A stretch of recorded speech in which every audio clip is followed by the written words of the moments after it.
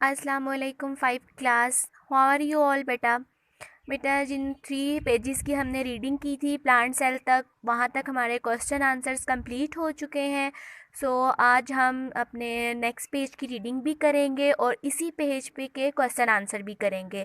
Our page number is 38 and the topic is seeds and spores and structure of a seed. सबसे पहले देखें, seeds are where plants begin their life.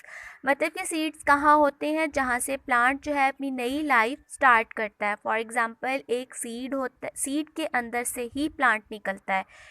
They are the eggs in animals, जैसे कि animals जो हैं mostly जो उनकी पैदाइश होती है वो एग से होती है। बिल्कुल इसी तरह एक प्लांट की जो बर्थ है वो उसके सीड से होती है। Not all plants have seeds, कहते हैं सारे के सारे प्लांट्स के अंदर सीड नहीं होते। सम हैव स्पोर्स, कुछ के ऊपर स्पोर्स होते हैं। But more about the spores later. Structure of a seed, एक सीड का स्ट्रक्चर कैसा होता है।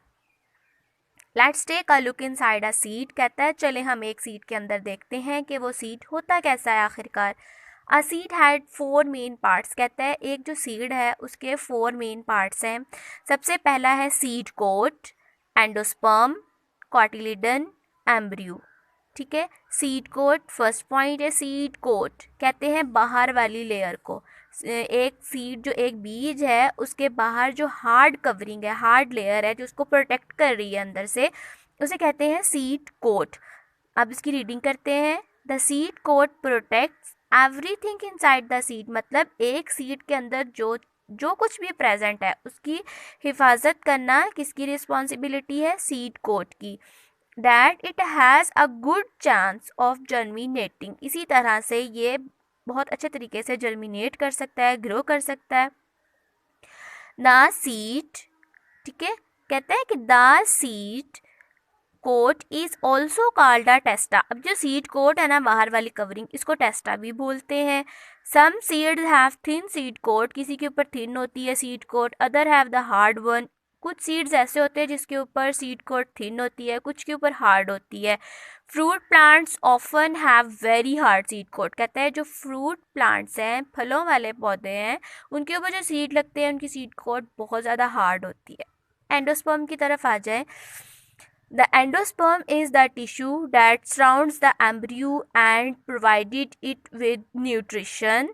अब वो कहता है कि जो एंडोस्पर्म है ये एक ऐसा टिश्यू है जो एम्ब्रियो के इर्द गिर्द होता है, जो एम्ब्रियो को न्यूट्रिशन प्रोवाइड करता है। अब आप सोच रहे होंगे कि एम्ब्रियो क्या है। एम्ब्रियो जो है बेटा, एम्ब्रियो एक बेबी प्लांट आप कह सकते हो। ये जो दरमियान में एक लीफ लाइक स्ट्रक्चर नज़र आ रहा है आपको, ठीक है, यहाँ से जिसने पौधे ने अपनी ज़िंदगी स्टार्ट करनी है, जिस पॉइंट से सीड कोट को रप्चर करके ब्रस्ट करके इस लीफ ने बाहर निकलना है, इसको एम्ब्रियो बोलते हैं। मतलब एम्ब्रियो को हम बेबी प्लांट कह सकते हैं बोर्न होने से पहले। ठीक है, उसके बाद अब है कॉटिलिडन। कॉटिलिडन क्या है। The cotyledon is a seed leaf that merges from the seed when it germinate. Cotyledon का मतलब होता है कि एक सीड के अंदर ये जो लीफ है कितने प्रेजेंट है, एक है, दो हैं। कुछ ऐसे सीड होते हैं जिसके अंदर कॉटिलिडन 2 होते हैं, मतलब इनके अंदर 2 बेबी प्लांट होते हैं, 2 लीफ होते हैं। किसी के अंदर 1 होता है सिर्फ। ठीक है, अब मैं रिपीट कर रही हूँ दोबारा। स्ट्रक्चर ऑफ सीड, सीड के स्ट्रक्चर के 4 पार्ट्स हैं। Seed coat, endosperm, cotyledon, embryo.